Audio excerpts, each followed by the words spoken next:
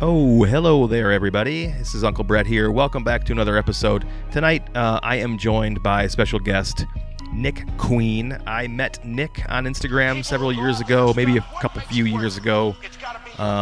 Just putting out good content that I really dug. He's a nice kid. I say kid because he's like 12 years younger than me.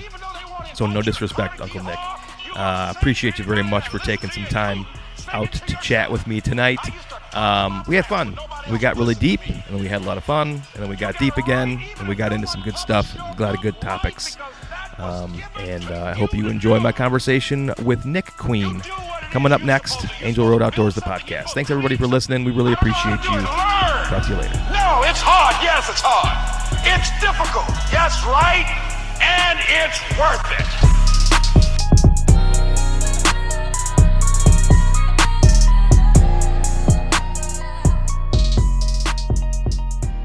This episode is brought to you by Beefcakes. Beefcakes is not your traditional gym. If you want to lay down between bench presses, go ahead.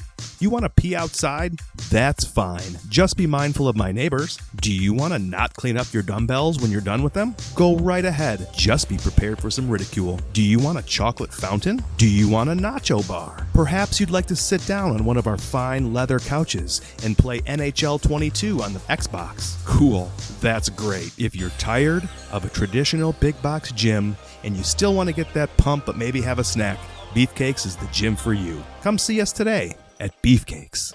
Listen, if you're trying to be that liaison of lithium, the sorcerer of stealth, the Elon Musk of mobile hunting, then I think you need to check out Stealth Hunting e-bikes. Give those thighs a rest, man. I know they're already massive from using your pedal bike to get across that chisel plowed cornfield, and after hunting season started and it's November and you're trying to get back there in time and you're sweating like a pig, man, forget about it. Get on this e-bike. Get yourself a Stealth Hunting bow hunter with all the good accessories, man. They got, they're a smaller company, so they're using the same parts as all the big names in the industry, but they're going to save you thousands of dollars, comparatively from bike to bike. Every bike has a 200 millimeter front brake, and some of them even have the best in the industry calipers.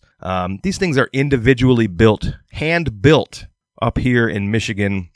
They are beautiful. They are handcrafted. They are sleek. They are elegant. They are not mass-produced. Repeat, not mass-produced. In the off-season, you could cruise downtown on your e-bike, get that thing fully charged up, climb on top of there, put your flip-flops on, maybe some thigh huggers, some jean shorts, I don't know, and a tank top. Go downtown and get you some ice cream and pick up some hot babes on this Stealth Hunting e-bike. I tell you what. Listen, over here at Angel Road Outdoors, we have partnered with Stealth Hunting e-bikes, and I really look forward to putting it to use. I personally tried the pedal bike scenario last year, and it was an absolute disaster. And being from Michigan myself, I thought it was a really great partnership. And Stealth Hunting e-bikes and I have been communicating over the last little bit here, and we've decided that we would make a good partnership. I will be using the Stealth Bow Hunter bike this year. I'm really looking forward to getting my hands on the thing. In fact, I think it's going to ship tomorrow to me, and hopefully get some scouting done on it, go pick up some sheds. Listen, there's a lot of things you can do with this bike, not just hunting related. I mean, sure, if you have a really long driveway, you can go get the mail with it. You could go down to your grandma's house and get some Werther's Originals or something like that. I know that not everybody can afford an e-bike, but I know that if you're in the market for an e-bike and you want to have an absolute top-of-the-line bicycle in your arsenal, tool in your tool belt, Stealth Hunting e-bikes is the way to go. Again, comparatively, from the biggest names in the industry, they are pound for pound a tremendous dollar value for you. They're going to save you thousands of dollars. And when you want to make every hunt count, make sure you're using Stealth Hunting e-bikes. Welcome, everybody, to another episode of Angel Road Outdoors, the podcast. This is episode 22. I'm your host, Brett, and I am joined tonight by another stranger, but I sort of know him from the internet. Chat. Yeah, Instagram. I think I met you on Instagram. Nick Queen. Did I get that right? That's right. I mean, I assumed that I could pronounce your last name correctly. Oh, yeah. But it's a great pickup line. That's true. I never thought about that. Oh, you're a princess, baby. I can turn you into a queen. Well, I don't know if I've already got the name of this episode figured out. Assuming your last name was Queen. Yep. This will be BRO-HEMIAN Rhapsody. That's a good band. Yeah. So that's going to be the name of this podcast. I already thought about that earlier. How you doing tonight, Nick? I'm good, man. How about yourself? Great. I appreciate you doing this. I appreciate your patience with our back and forth several times and miscommunications. That's my fault. I misread it. That's all right, man. Well, a little late. 30 minutes late to be exact. Nonsense. I had got me half a cup of coffee in, so I'm ready to go. I got me one of these things. Oh, perfect. Great for you, I promise. Oh, yeah. I'm on the road a lot, too. I drink them, too, baby. Those good old monsters. What's your favorite color monster? That one. Oh, I saw that earlier, but I couldn't figure out what it was. That's a lot of them. Yeah, I actually have a prescription, what I call it, but it's just a subscription. I get like a big box of them sent like every 2 weeks or whatever. That's amazing. What's the flavor though? I don't know what it is. It's Pipeline Punch. This is the juice, so it's not like. Yeah. I like to think it's better than like an actual energy drink because it's Monster Energy juice, but. I drink one, sometimes two a day, but I farm and I'm in a semi a lot or in equipment. And so this is the worst thing that I drink because I don't drink soda and don't really drink alcohol. I mean, I do every once in a while have a beer here and there. Yeah. But, I drink water, BCAAs, apple juice, and this. No coffee. So. You're not a hot coffee guy? I love coffee. Okay. You just don't like me back. Oh, I gotcha. I'm either running to the bathroom or like I break out in like hot sweats. I'm a sweaty guy as it is, so I don't need it, but I will drink it all day long, dude. I love coffee. Yeah. So you just mentioned that you mentioned something that struck me that I've seen on your Instagram page. First of all, why don't you introduce yourself and tell everybody where they can follow along with you? Sure. Before we get balls deep in this. Yeah. So my name's Nick Queen. You can find me on Instagram, Lethal Nick. I've done some stuff on YouTube with Lethal Prairie. My buddy Brandon, shout out him. He pretty much runs that now. So those are where you can kind of check the stuff that I do for social media. I do video stuff outside of the outdoor industry as well, commercials for people. I produce a couple podcasts professionally here locally, and I work as like a videographer for a studio. She's a photographer, so I do all her video work. So yeah, that's kind of me in a nutshell. Other than that, I'm 31, a girl dad, and I'm obsessed with whitetail, dude. Hell yeah. Yeah. You are that, motocross and golf. Oh, okay. That's interestingly enough, Tyler Bentley, whose hat you're wearing, I believe he's a golf and a motocross guy, right? He is, yeah. So I'm trying to get him to come on the podcast, but we haven't been able to sync our schedules up. But that's he's interesting. A busy man. Deer, motocross, and golf. That's three. Golf, you guys had those three things in common that I'm aware of.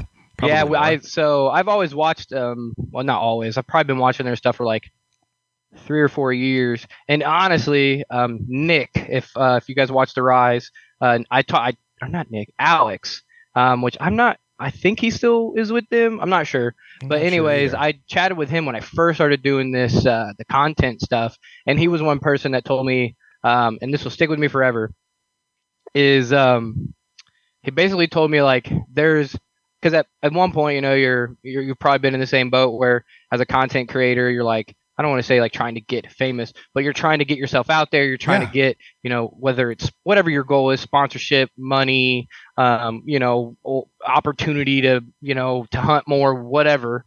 And I was just kind of in that, I'm working really hard and there's not a lot of fruit to be had. And I was questioning myself or whatever, which I think we all struggle with probably. Oh yeah. And I remember talking to Alex and he said, when you first start out, let's just say 1 million people start.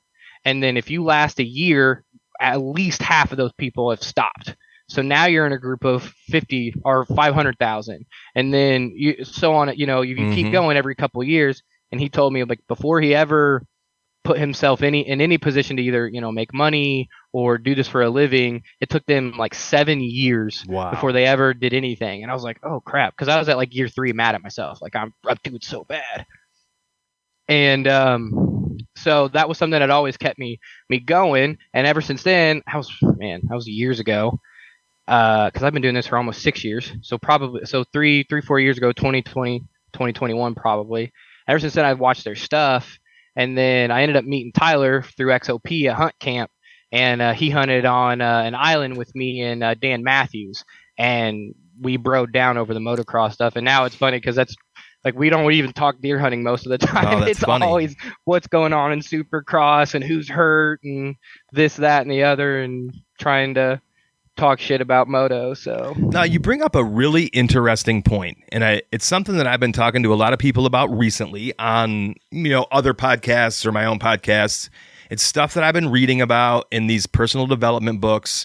It's I'm sure you're probably familiar with First Form and their supplements and sort of Andy's mantras and his philosophies. And it's consistency.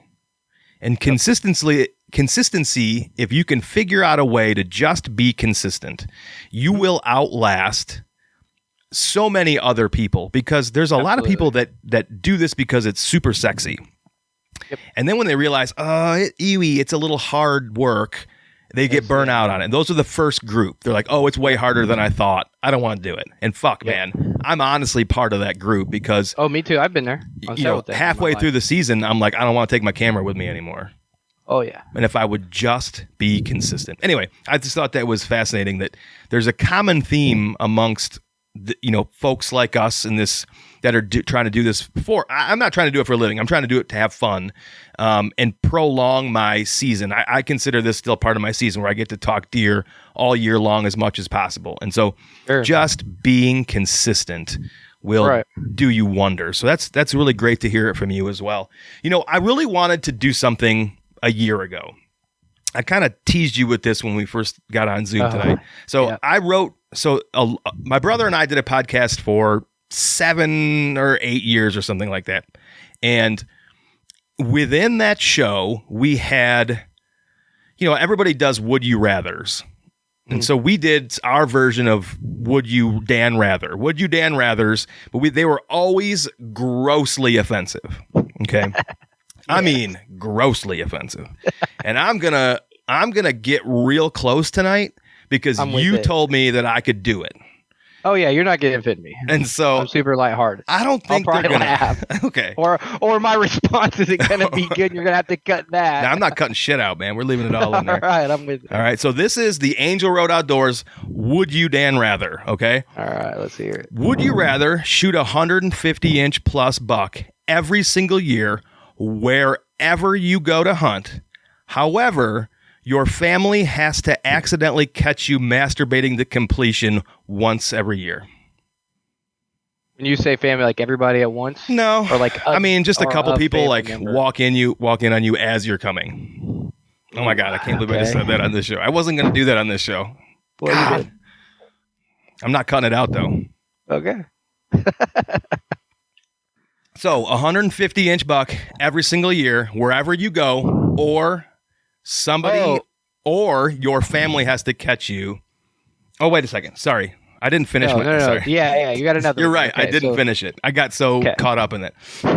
But your family has to catch you masturbating to completion, or you never see a buck again over 110 inches. Oh, man. 110 inches. That's pretty small. Yeah, I'm just gonna go ahead and get caught. But the only thing is I could care less if I shoot a 150-inch deer every time I went hunting or wherever I went. Yeah, I could care less about that. But you would rather not. I would at least rather see that than never see anything over 110 inches. Dude, I quit hunting.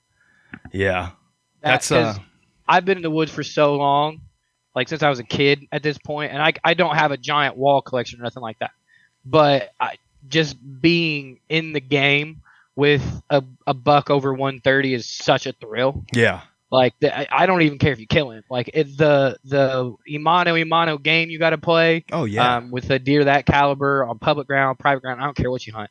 Like that shit's so cool. And 110 inches, I see that too much already. And you know what's really interesting, and this is just me personally, because I haven't been hunting my whole life, is When I quit for a long time, so me neither. When did you? What were the ages, and for like how long?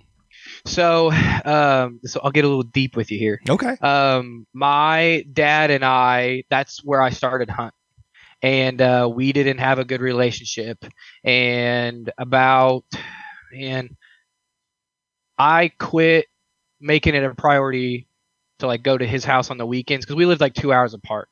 And he wasn't going to make any effort kind of deal. And that's who I hunted with. So pretty much from like a teenager till I was I picked it back up when I was 20. Okay. But I didn't get into it until I was 21. So about 10 years. Wow. 21-ish is when I really started like it. I got into like Dan Infault and the Nine Finger Chronicles, if you know Dan. Oh, yeah. And I was over the moon about trying to hunt public because I hunted private my whole life, so I didn't know what that was. Really. Interesting. And okay. from what I'd heard of it, my dad was always like, it's public ground, these idiots, you know what I'm saying? And so I never thought about it. And we had a bunch of it around us, and I could have hunted, and I'm mad at myself that I didn't.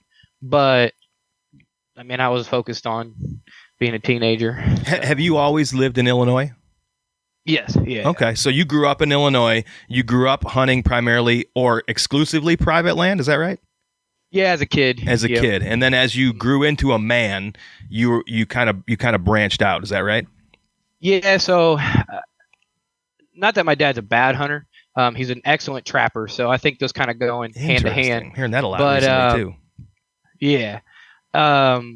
But he was a ladder stand, sit on a field edge, shotgun hunter. Just, I mean, nothing wrong with it. You know, kind of. Lots of people do that. There was no detail into chasing big bucks or figuring out, like, you know, one thing he always told me was do your homework. Right. And his homework was just driving fields, which is a lot, don't get me wrong, but still, like, I mean, again, it would just come down to him trying to sit in the field and wait for a big buck.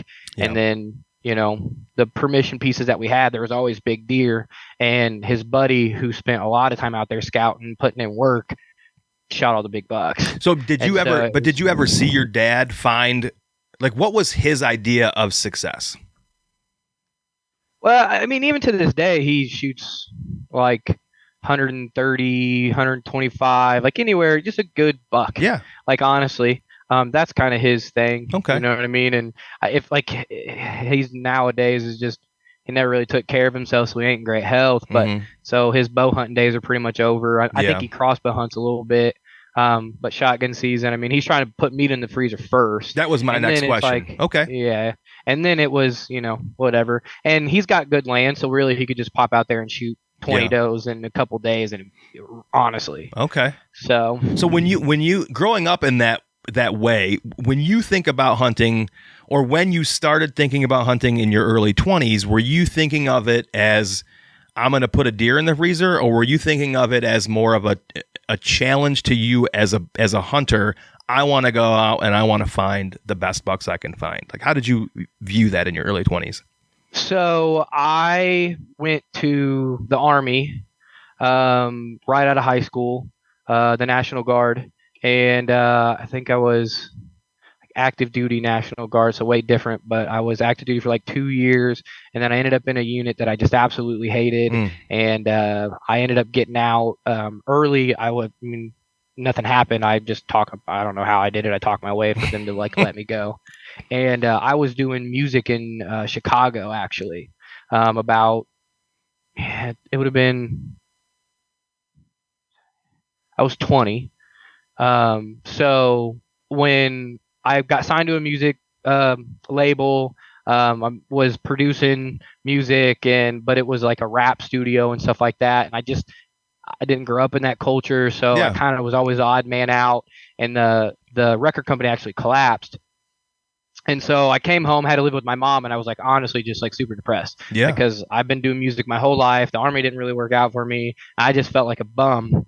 And I got into the gym and started getting in shape, and then I just started listening to podcasts as I was like in the gym and stuff like that. And I ended up getting into hunting. I just caught on fire with the whole idea of going out on public ground and like shooting like a good buck. And at this time, I hadn't even shot anything over like a like a 4-pointer Okay. with my bow. Interesting. So I had a bunch of does that I had shot, and I hit a bunch of bucks, Yeah. but never found them. I'll be damned. And then, so yeah, I don't.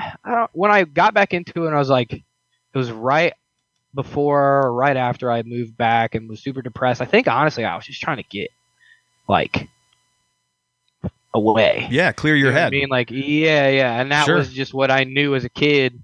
Because my dad's babysitter was a tree stand.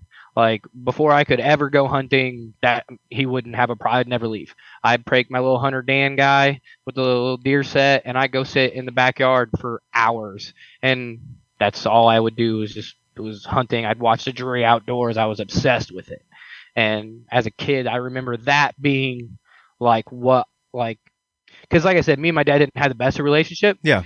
And that was the only thing that we had. Okay. And I actually, cool story, had a principal. I got really upset with my dad, and my principal pulled me aside, and I explained to him what was wrong. My dad had not shown up for something or disappointed me somehow. And he said, son, he goes, when I was your age, I watched my dad get shot. Mm. And he said, and I don't have a dad. And he goes, so if hunting is the only thing that your dad wants to do with you, be glad that you have that. Man. And it changed my perspective of, as a kid, I mean, there was other things, like I said, as I got older. Sure. But as a kid, I really did just dive into it. Yeah. And so I'm ADHD, so I get obsessed over something, and it's like, that's my world. Yeah, for And sure. so, man. like, as a kid, I think, like, it was just being able to do something with him. Yeah. And hang out. And then, like I said, I mean, when my dad was either with his buddies working on a truck or whatever they were doing, I mean, it was kick me out, and we just ran the woods. I'll Like, be I knew damned. how to get home. So The good old days. yeah. So I think that's what I was looking for when I was like 20, 21, was Yeah.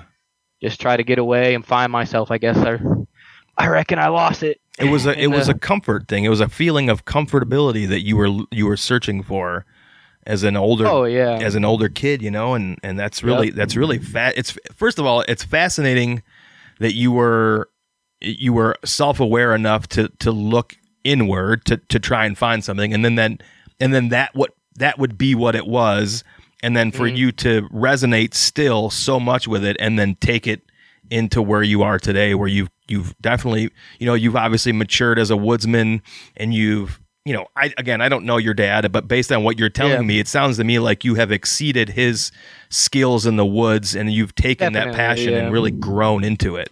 Do you remember that moment as you were growing where you realized, this is the shit, man, and I'm going to continue to try to push myself better and better and better? Do you remember what it was exactly?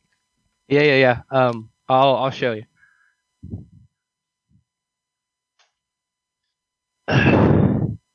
So it was this dude. No kidding. You had that, Yep. like, you knew exactly where it was too. That's awesome. Oh yeah, it's this is my little man cave in my garage here. Hell yeah. But so, I was at my first year of public grad. I got my ass kicked. Didn't see a deer. Second year, the whole half of the season, same way. Like, I was just over it. And I was I was at work, and at the time, I was washing semi tanks. And I'd throw on headphones, listen to podcasts, and I would just sit all day in a wash bay, and that's what I did all day. And it was October, and I worked this weird swing where, like, I was second shift for 2 days, and then first shift, like, for 2 days. It was super weird. But anyways, I was getting off, like, right at the time that I could just basically go to the woods, or I could, if I had to the next day or however it worked, like, hunt in the morning. So I could kind of figure it out at night and hunt in the morning. Well, I mean, I was getting my ass kicked, and I wasn't scouting. Like, just wasn't doing any kind of, I was seeing some deer here and there. I'd go pick a spot on a map on Onyx or whatever and try to hunt that, or however I thought the deer were, you know what I mean, was Sure. working it. And with, like I said, hunting with my dad, not that I, you know, not in a cocky way that I've exceeded him, but there wasn't ever communication between me and Sure. him on what he was doing and why he put tree stands where, other than that he's seen the deer there.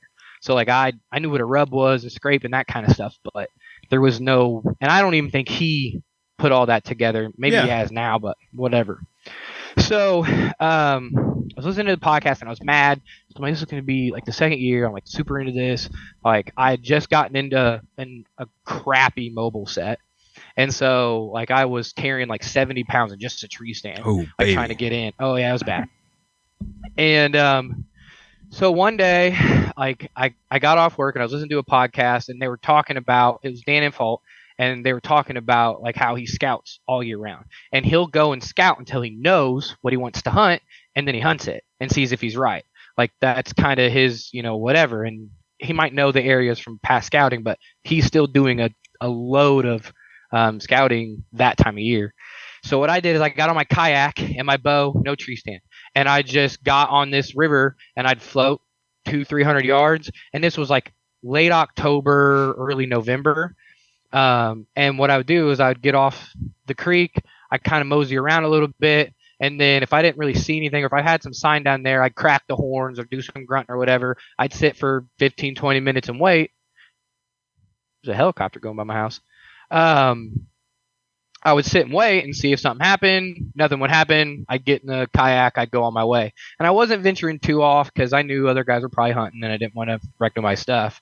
Well, I ended up on the very last point where I actually wanted to be at last light. I was a little bit late. I wanted to sit up on this little bench and I could watch like basically 360 of this whole entire bottoms. And I could figure out if I seen deer doing that, I had the next 2 days off. Or, well, I had the same first shift scheduled the next day, and then I had 2 days off, that I would have a chance within 4 or 5 hunts to be close to whatever I just seen, because they should be somewhat to a pattern, I would hope. So I get there and it was dark enough that like I just kind of left my bow. I was like, whatever. And I walk up this hill because as soon as you got off the river, you had to walk up this hill, and then it was a clearing, and I didn't really know it was a clearing on the map. I just knew that they would, because stuff gets overgrown on public and whatnot. So I didn't really know what to expect. I just knew that it was like open, or looked like it should be different. Yeah. But it's just a strip of woods on like a probably 40, 50 foot hill, right off the bank. So I pull my kayak up, and as I come up, I hear something. So I started creeping, and it was 2 bucks, and that field had been burned that summer, so it was perfect grass. Oh, man. And there was a bunch of deer out there. And so I'm like, oh shit. And like they were already on to me, but couldn't see me and didn't know what I was. They just heard something come up and probably me at the kayak or whatever.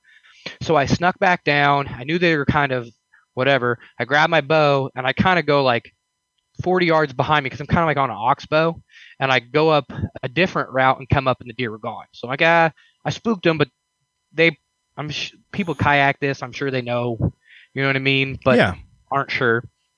So, was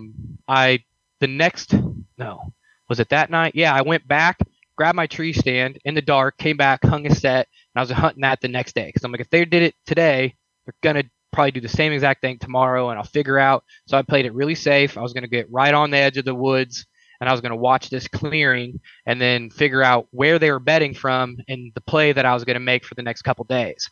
And the next day I went in there, and it was like the last 30 minutes, and I'm pissed. Well, here come a couple walking this path. Well, couple humans? To figure out, yes. Oh. And they're in like jogging gear. It's a path that runs through there, and I had no idea. So I'm pissed. I'm like, are you serious? Like, why do people do that? Blah, blah, blah, blah. Probably 5 minutes later, here comes a son and his dad, and they go in, and they're going in to hunt. And I'm like, are you serious? So I'm so mad. Well, this guy, the way this worked is this deer was bedding on this oxbow, but he was bedding on the far edge of it. And it's not small oxbow. It's pretty big. And he bumped the deer right to me. Same buck, everything. Well, I made a horrible shot, and we couldn't find the deer. Well, what happened is he come on this weird angled side, like, because he came between me and the water, because he was spooked. He didn't just come down the field edge. And he come between me and the water, which I did not expect, because there's like 15 yards there. So I'm turned around, and I had sprayed, at the time I used scents, so don't anymore. Yeah. But I had sprayed like some doe estrus on the bottom of my tree stand when I got up, and I think that's what made him stop. Huh. Because he was like, whoa, like, what is that? And just stopped. And I was like ducked in the front of my tree stand, turned around towards the tree, and like got a shot off, and I ended up hitting the deer in the neck. Yeah. So we searched for probably 2-3 days and never found this deer. a month goes by, and it was super hot in November. Again, I'm pissed at myself. And I run into some duck hunters out there scouting, probably 4 miles, 5 miles away from where I was hunting that deer. And they started asking me about ducks. I'm like, dude, I don't know nothing about ducks, man. And I said, but I shot a buck and we never found him. And they're like, oh, yeah, like what it looked like. And I kind of described him. And they're like, can you pull? He's like, I'm not trying to like ask where you hunted, but could you show me like where you shot this deer? And I pulled up on the map and he goes, we found that buck. Oh, like he's right me? here. And I was like, he's there now. And he goes, yeah, we didn't take it out because we didn't want to go get like a tag for it or whatever. And so they just played it 100% by the book and didn't snatch it. And so I went out there the next day, tagged it, and got my buck. Oh, man. That was my first like nice bass. I mean, he's what, 115? Yeah. Ish, something like that. Yeah. Like nothing major. So, but yeah, I was so excited. So you went in, you had an idea, you saw it through, you formulated a plan, you went in, you executed it, and you were able to see it come to fruition. Like that's even huge. though it happened, nothing like I planned, nothing at all went right. Yeah, but I was like, but it sort of did. Like you know, it worked. you weren't planning on a dude bumping a buck into you, but you were in where you knew where the deer were, at least deer. And so I seen that buck the day before. So yeah, exactly. And listen, man, the same thing happened to me last year in Illinois.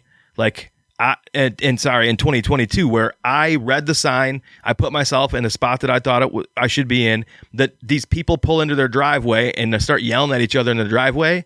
My husband and a wife, and the buck runs right to me. I remember that. Yeah. So it happens, dude. But you put yourself in the right spot. I put myself in the right spot. Like, yeah, it's lucky, but it also didn't play out the way you thought. Right. Yeah, but still, but something told you that's where you needed to be. Yeah, your intuition, your growing woodsmanship said that something tells me I need to be here based on what I see or what I saw. And so, yeah, maybe it's not exactly how you drew it up, like you see on all the big fancy hunting shows, but nonetheless, that's pretty awesome. Yeah, well, I mean, and when it, like I said, now that I look back at the time, like I was like, it's luck. Now that I look at it, like exactly what you're saying is correct. Like I'm not trying to sell it short. Like that is 90% of like public land, especially like that. It's never he's not gonna walk down the trail. You're not gonna Mr. Lone Wolf it like right. If that dude is a G. So the odds of that happening is that dude is a freak of nature. Yeah. So I think it happens that way. Right. You know what I mean? More than it does the opposite.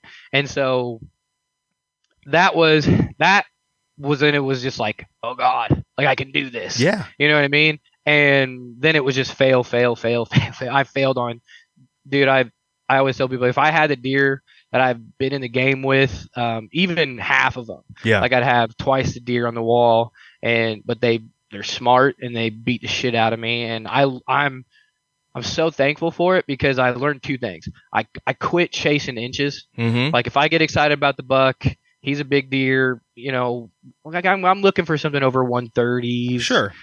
In some properties, if I know that there's bigger deer, like I'll pass a 130 if I know that like there's the opportunity is there or whatever. But you catch me in Indiana or wherever out of state or something, and I'm just hunting public, like dude, I'd probably end up shooting 125-inch deer, thinking it was 130 because I just got jacked because I'm in another state. 100%, man.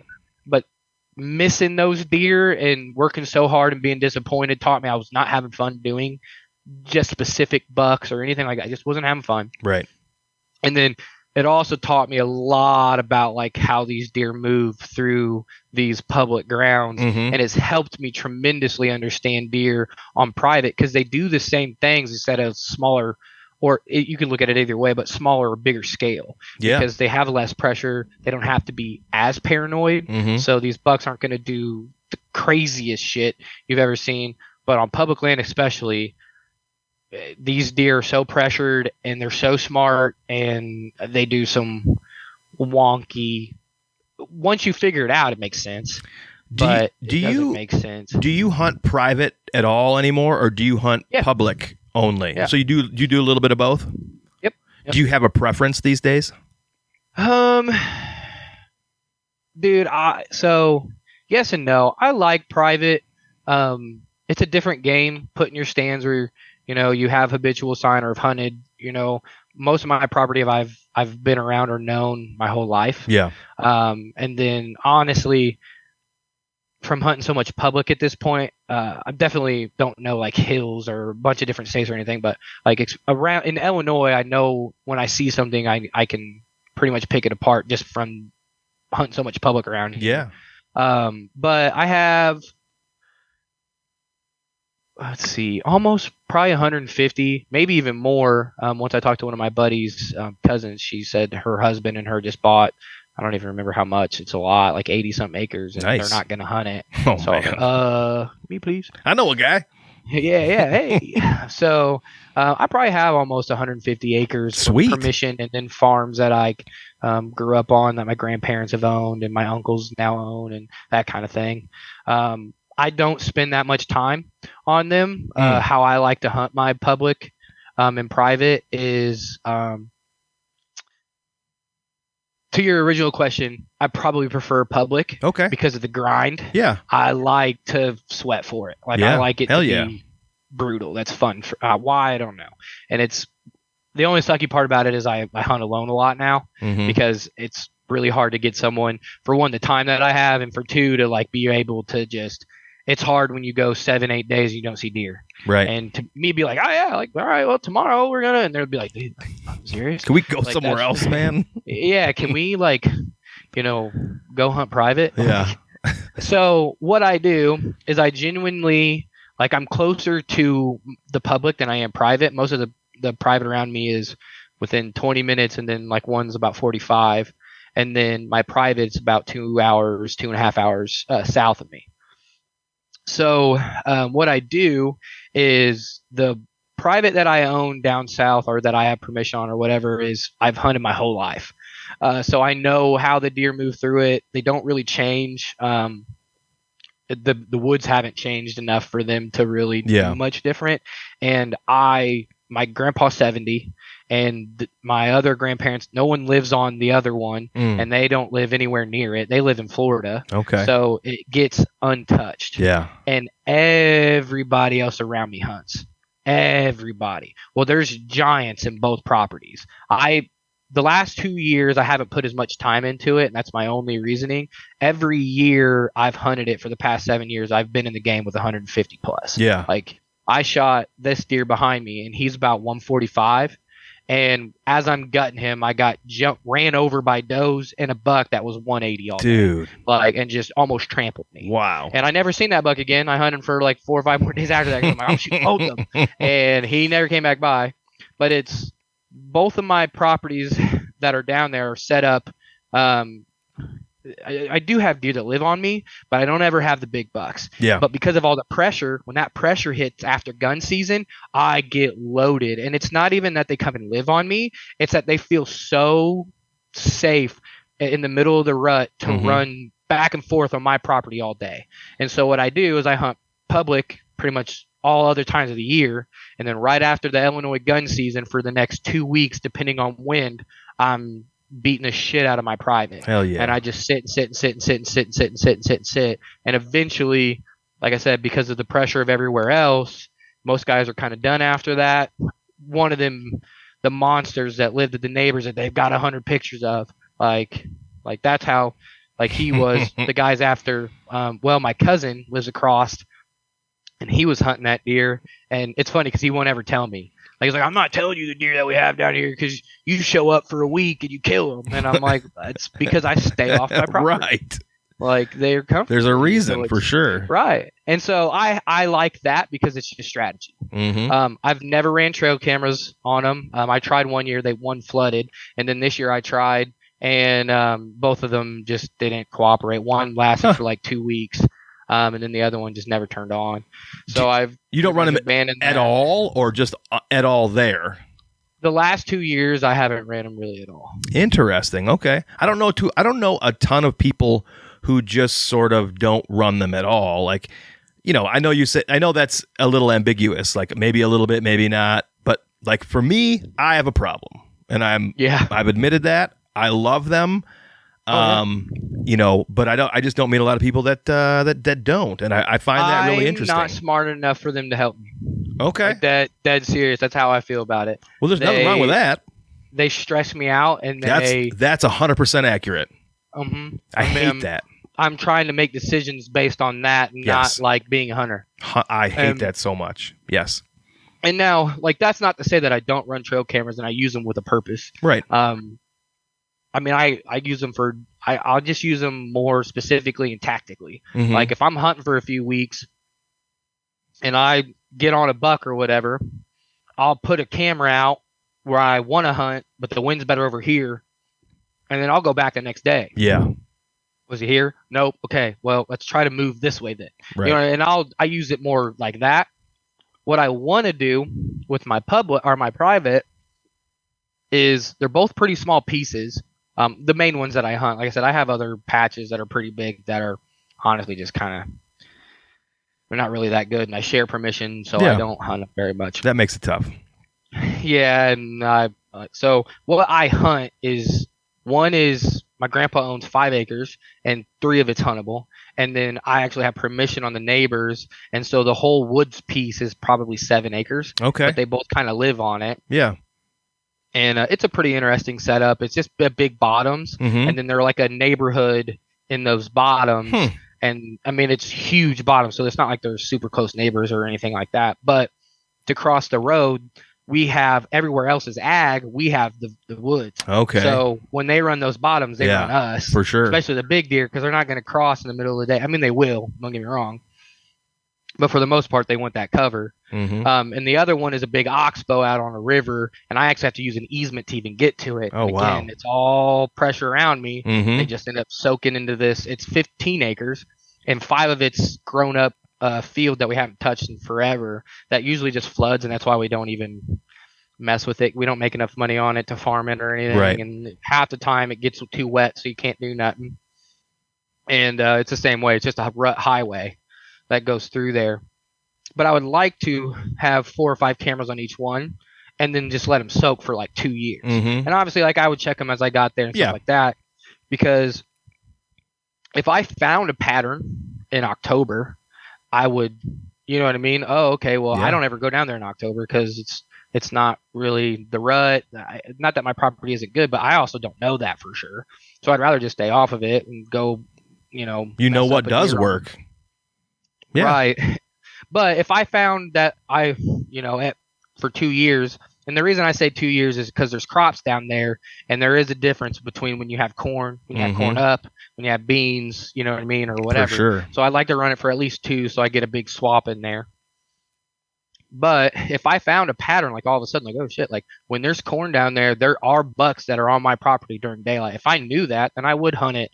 Let's just say, like, if you had a week of time that those bucks were hitting your property or whatever, then like I would make the trip down there to hunt for 2 or 3 days in that time window with the right wind and see if it happened, because the cameras told me that that's a pattern. But after that, once I knew that pattern, I'd probably just get rid of the camera. Yeah, it makes sense. So that's kind of what we did last year. So we have the same 80 acres here in Michigan that we all hunt, and we've had cameras in the same spots all the time, and we've got half a dozen stands in the same spots all the time. Now, I've been mobile hunting that property because there's downfall with storms and flooding in the back there, and it causes the deer to change their patterns. And so I started mobile hunting it, but we'll put certain cameras out. Last year we tried this for inventory purposes. What bucks survived? What bucks are living here all summer? And then we sort of decided to turn them all off but one come hunting season to just see if we could do it. Because you're right, we go to my camper every morning. The alarm goes off at 4. And we're all on our phone to see what buck walked in front of the camera last night, as if it fucking matters. Yep. Who gives a shit that buck walked through there 6 hours ago? It has nothing to do with what's happening right now. But it messes with it. And so then you're sitting there for the next 2.5 hours going, where am I going to sit? Which one of these 8 preset stands that I've sat in 100 times am I going to sit in today? And it just becomes this horrible, obnoxious cycle of distress. Ooh, well, I like that. And what it does to me is I'm impatient. Like, and I'm like, as much as I say I'm confident, I doubt myself, especially with deer. I doubt myself. It's easy to do. Way too much. Yeah. So if I haven't made the conscious decision on something, like this is one thing like I've kind of picked apart from Andre, right? Is people are always talking about like him and Cody, like dude, they're killers, and it's crazy that they know it by the time, and they do. Like, and Andre will tell you, you know what I mean? Like 5:30, that deer's gonna walk. Yeah, you should stand. It's obnoxious. It's because he knows, not because he went and read the sign and thought, man, I wonder if that buck is bedded up there, and here's his rub. So I bet you. Possibly he's using this trail to no, it's that buck's bedded there and he's coming down this trail. Probably if I was him, the thermals are going to hit this time and he's going to be there. Them thermals drop in that place because I've been there 100 times. Yeah, they drop at 5:30. That deer's going to be underneath my stand at 5:29. Right. And that's how he does that. It's not because he read the sign differently than me and you. Right.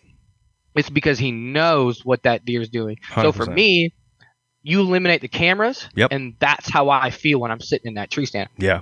Dead ass wrong. But 90% of the time. But it's different. But when I'm in that tree, I'm in the tree to kill. Like I know that. And so I'm not guessing of is he over there? Is he or having your phone go off with camera pictures from 200 yards away going, son of a bitch, I picked the wrong one today. Right. And so it's made me sit more intently. Yeah, and I like sit that. With like, because I mean, you're not. I say I'm a huge advocate of like putting your phone down, and I'm terrible at it. Don't get me wrong. So if you catch me doing it, I know. I won't call you out. Like you can. I'll laugh at you. You're right. But like that distraction and stuff like that is when shit happens. And then what happens when that 180-inch deer? I've had it. And you're fucking off with the camera, or you're, you know what I mean, not paying attention because you don't really believe or don't really know, or should you have hunted the other holler, or you know what I mean? And you're not honed in. If I don't have a camera to think about, you eliminate all these other distractions in my head, then the reason I'm in that tree is because I scouted it, because the sign says I should be here, and this deer's going to come down this trail. Yep. If he doesn't, I'll make the next move. It's chess. Okay, he didn't come here. Does that mean I was wrong? No. Or did deer do deer shit? And you were just wrong that where day. I thought. Yep. Right. And he got up and a doe spooked him because a raccoon scared her. So he thought it was a hunter. And instead of coming his normal route, he went out the back door. Yeah, for sure, man. I could have been right, but still. Just wasn't that day. Yeah. Right. So I like made me hunt just with more confidence because I'm not thinking about all these other. Yeah. Deer are already smart enough. Right. So you mentioned thinking about the cameras, you mentioned cameras, and we're talking about trail cameras, but you're talking about, you mentioned cell phones and cameras and doing other things when you're deer hunting. What made you want to start filming your hunts? Was it somebody or something? So I grew up as like a skater kid, and we were always filming our skate videos. Okay. Well, I was the only one that ever had, I guess you would call it talent, to like get the cool shot. Right. So my buddy would hold the camera and just, and be like, oh yeah, cool kickflip. And I'd be, oh dude, look at you, look like you jumped this high, but it looks this big because I found an angle. I just was always that way. I've always been super into music and that kind of thing. So just super creative. And then with it coming into hunting, I was trying, like, during this time of me being obsessed, I had a buddy who was going to hunt with me for the first time, and he was scared shitless of heights. So I was trying to get him out in the woods and get him in tree stands or wherever. Well, he ended up getting cancer, and he got really sick. By the time deer season come around, he's like, dude, he was in no shape to be able to go to the woods. And so he was like, hey, dude, like, here's your camera. Like, you go off and hunt and film it because you're always talking about how badass it is, because he just used to make fun of me for it. Because, like a good buddy should. Yes. Right. And he was like, and then come back, we'll smoke a joint, we'll watch it, dude. And I'm like, oh, I'm in. So he gave me like, hold on, I have it right here. He gave me this, and I came out since then. Yes. Oh yeah. And so it doesn't even work anymore. But one of the first videos that's on YouTube, a couple of them was filmed with this. And So I started filming with him. Filming for him to just for me Just and to him share your adventures. bullshit. Yeah. Yeah, basically. And it was all like I wish I had some of the film because I never got to save it. Or if I did, I don't really know what I did with it, to be honest with you. But it was all geared towards him. Okay. Because I was always like, dude, Zach, check this out. It's a giant rub. And then I'd like point it and it'd be like a little dink. Yeah. And I'd show it to him and be like, dude, that is huge. I'm like, that's tiny. Shut up. I was being like, being a smart ass. What do you know? You know what I mean? Whatever.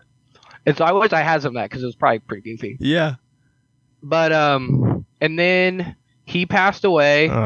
And right when he passed away, I met Brandon to do Lethal Prairie. And I never wanted, because we were friends, so, and I still are. So, like, I never wanted to get involved with something with somebody that I was buddies with and there not be, I don't want to say like a business, but, I wanted to kind of protect myself, protect him. Yep. So me and my brother, who was editing film for the church at the time, was going to start like a media company. Okay. And it was called Lone Oak Media, which is basically what I am now, I guess. Yeah. But Lone Oak Media was what we kind of like started. And everything was Lethal Prairie brought to you like by like Lone Oak Media or edited by like Lone Oak Media. So that way, like if money or anything ever became a problem, there's two different entities. Yep. I would never say that I own Lethal Prairie and, vice versa with Lone Oak Media. Well, my brother ended up passing away. Oh man, sorry to hear that. Yeah, that was in 2019. And that's when I was like, I'm taking this serious. Like, my brother had spina bifida. He was in a wheelchair growing up. So, and that's kind of why, like, me and my buddy who had cancer, like, why a lot of our friends kind of disappeared out of his life when he got sick. And it was normal for me to kind of help a handicap, I guess, around. You know what I mean? Do you think they disappeared because it was hard or uncomfortable? Is that what you're saying? Like, I don't know really to speculate because it's not like they disappeared. Like, because we all lived in a really small town at the time, so it's not like they could go anywhere. They were practically neighbors, but no one came over and hung out with them. And they were like, we were at a weird age where like they had girlfriends and fiancés, so that I can't. Who knows? Maybe it makes them uncomfortable. I don't know. I never really thought about it. It's too bad. It never really kind of occurred to me until like his mom and dad kind of told me like, why did you like? Because everyone else kind of like was like out, and I was like, dude, it was not anything different than what I was used to growing up. So like I was just, and I could see them struggling, right? Like just because it's when you have to help someone go to the bathroom, like especially your son, like it's just weird. Well, I've been doing that with my brother my whole life, so like there's nothing weird about it to me, right? At all. Like, all right, dude, well, I'll hold you up. Do I have to hold it? Because I really don't want to. Like that's like the conversation. I think you were in Zach's life for a reason, man. Yeah. I mean, you really were. Like, that's what it sounds like to me. I think a lot about it the opposite, but yeah, I think it definitely, my situation growing up definitely benefited our friendship. I reckon. Yeah. So, but yeah, so that's basically what got me into filming my hunts and taking it seriously. It was more out of, I didn't really know how to deal with everything. Yeah. Like all the death. Cancer was horrible. And where's my comfort zone? Well, being away from fucking people. Yeah. And being in the woods where I just feel like the woods makes you a man. I agree with that. Because it's brutal. You're at your own fate. You're at your own mercy of being a dumbass. Like legit. And as much as we're whitetail hunters and it's not hardcore like elk or anything, and being up in the elk mountains, definitely got a new respect for those guys. But at the same time, it's like, I mean, some of my friends that even hunt, and they hunt public because they're fucking lazy, and they're fucking lazy because they're not in shape. Like that's all it comes down to. It's not that they wouldn't do it. It's like walk 2 miles and be suffering. That's where it became about my health and being clear-minded and just a healthy individual. I quit eating like shit. I'm not drinking. I'm not partying on the weekends. Like I gotta get up at 3 a.m. to go chase deer. Why am I gonna get drunk? That's stupid. Right.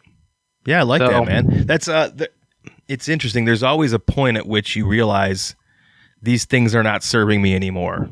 Yep. And for everybody, it's a different point in their life. And for me, it was my late 30s. For you, it was maybe your mid 20s. I don't know. Does that sound right? Yeah. Sound right? Yeah. About so 24. There's a different time for everybody, but at some point, you look at yourself and you're like, man, the things that I'm doing today are not serving me, and they're not going to help me achieve these goals that I have, or help me enjoy the adventures that I want to go on. And some people make a decision to change right then and there. Right. Some people make a decision to stay exactly the way they are. And similarly to what we talked about in the very beginning, that consistency and the decision making, that's what sets you apart in the long run, in my opinion. And I think that's really cool that I'm sorry to hear that all the sadness that you had to go through to find yourself in that position. But, it sounds to me like it helped you make some really health conscious decisions to your benefit. And realistically, I think that's really going to help you in the long run. I think that, and I commend you for that. That's huge, man. I appreciate it. Yeah. Yeah. I mean, it really, all the death, I think what it really realizes is like what's really important. Yeah. And it's like, it's not money. It's not a job. It's not a title. It's how you treat people. And I notice even now, like I like to farm. Like it is a job, but I like to farm. Mm-hmm. Running equipment's sick, and farming's cool. So, it's all pretty sweet to me. But I mean, there's times where you're grinding 40, 60 hours and I'm hateful. Like I don't want to be bothered. Like the kids bother me. That's girlfriend, natural, like I'm just irritable. Right. Then that to me was like what really kind of like, okay, like I have to do this. Like you said, like you these things aren't serving me anymore. Well, like when my daughter came around, I understood, like it was never about money. I wanted to be in the woods. So I was going to do, if money made me be in the woods, it's what I wanted. Yeah. Now the money part is more so I can be healthy, because I know who I am when I get to hunt, and I run my own schedule and be there for my kids because I can and want to, not, I can be with my kids around my money schedule. Like I just hate that whole cycle of bullshit. It's a fucking trap. Oh yeah. And it's slavery to me. And I understood that I'm so much more patient and so much more kind and understanding. And I get that on a Uncle Ted, like kind of, that's what the woods does for me. Because like I said, I mean, if you watch the way that life works and the way these animals treat each other and the respect that they have, that isn't even talked. There's no spoken word, and it exists. There's a hierarchy, and it will fuck you up if you don't pay attention. I love to say that the earth doesn't care about you at all. No. That earth is going to earth, whether you are here and in it or not. Earth gonna earth. And and I love that. I love being out there, like you said. You're breathing in it. You're not being distracted by the hustle and bustle of your job or your social media or the phone or all this other stuff. And you're watching the things. You're watching nature, man. And it's so peaceful, and it really grounds you. And man, I love your ass. I love it, man. Humbles you for sure. Yeah, that's awesome. And that's where the addiction comes from for me. Me I too. always tell people, like, as much as I love killing a big buck and the thrill of being right and all the cool shit that I love to dive into with like deer and strategy and all that kind of shit, what it really comes down to for me is just being in that environment and just the shit you get to see, being a fly on the wall to these animals that know no better, and like the stories of owls and coyotes, cougars and whatever, like all that kind of the goofy shit. As much as you remember killing that buck on public, because I remember you you sent me a voice message on Instagram, I think, when you did that, right? Probably. Because I was in a tree and I remember responding, like you said, you killed one. Like, oh hell yeah! You're like, wait till you hear this story, dude. You remember just as much as you have excitement of killing that buck. Like imagine if that buck would have took off running and you wouldn't have got a shot on it. You still would have remembered it because two jackasses got out of their car was screaming at each other. Right. Who's going to shovel the driveway? Yeah.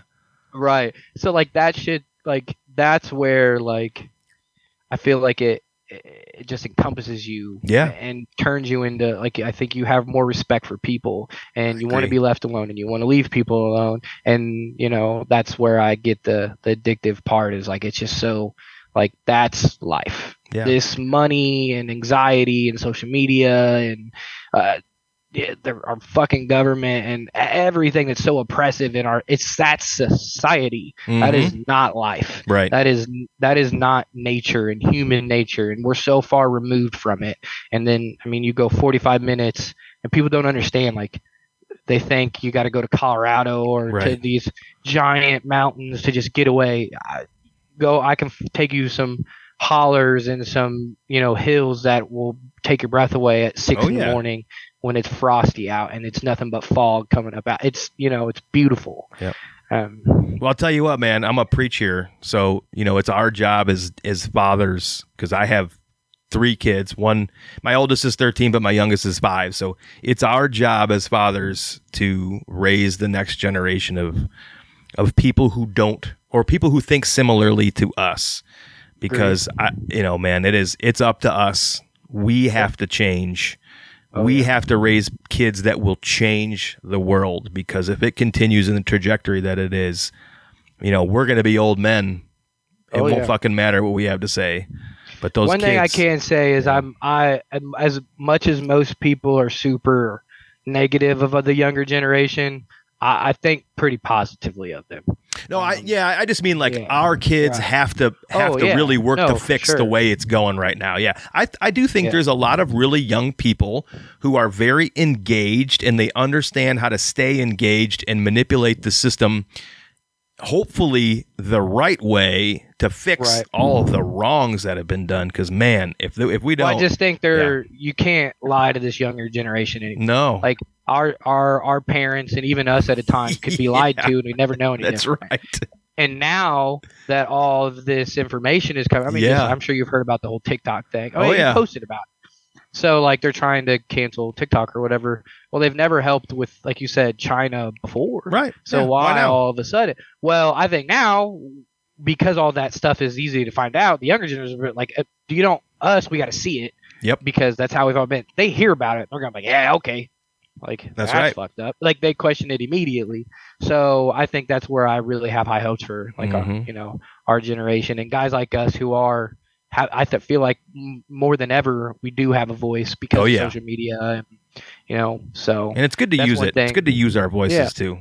Well, and I think that's why it's important for us to do this. And you trying to make a career out of it and me trying to make a career out of it, because I think that shows our kids that they don't have to do the hustle and bustle. Yeah. And that if you do work hard and try hard and focus and be consistent and dedicated and all those things, that you can do something that you love. Yep. And make it a job or however it pans out for you. And you've been able to take your passion, your dedication, and your consistency, and your you said it earlier, your ability to capture that shot is something that I don't know if it can be taught or not. I don't have it. You have it. I know Tyler has it, but there is something Tyler's to be better at it than me. Well, I mean, I'm not going to get into all that, but he's pretty good. Your consistency has brought you to the doorsteps of some big brands in the industry.